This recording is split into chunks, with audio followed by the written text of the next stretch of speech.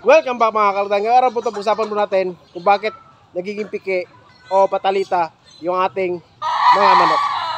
Explain ko sa inyo kung bakit nagkakaroon tayo ng patalita o piki yung paa. Kaya pakita ko rin sa inyo yung nagkaroon ng patalita sa ating manukan. Kunin ko lang.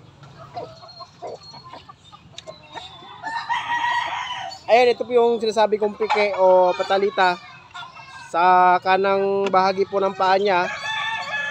Ayan. Ang kagandahan lang nito is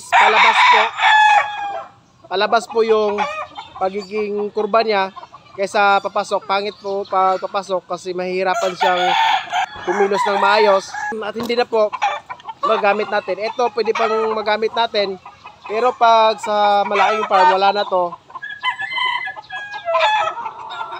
reject na. Kaya mas maganda hindi magkaroon ng mga ganitong klaseng manok na nagiging piki o patalita, kasi sayang naman pag nagkakaroon tayo ng mga ganito.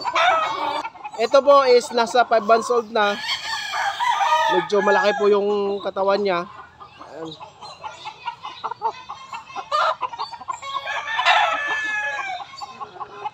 Ito po ay Gilmore. Ayan, pakita natin kung ano ba yung ibig sabihin ng piki o patalita. Kita natin kung paano lumakad yung mga may diferensyang manok na piki o patalita para makita nyo kung ano itsura. Ayan po, nakikita nyo sa kanyang paa, hindi po siya tuwid, parang baliko. Ayan, paliko siya palabas. Palakarin natin. Ayan, nakita nyo, parang pilay. At yun po, ipinakita natin yung paglakad niya, parang pilay siya palabas. Ganun yung paglakad niya. Kaya yun po yung ibig sabihin ng patalita o piki.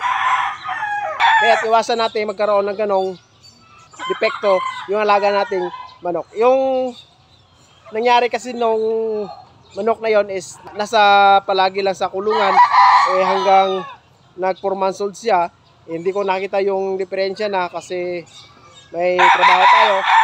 Kaya nung nilabas ko, nilagay ko sa lember, nakita ko na medyo iba yung lakad niya. Kaya ginawa ko na lang, nilagay ko sa cord para maging matibay po yung parting piki. Kasi pag hindi natin ginawa yon, mas lalong grabe po yung pagiging piki niya. Kaya ginawa natin yung pag-cord sa kanya para maging matibay po yung kanyang tuhod.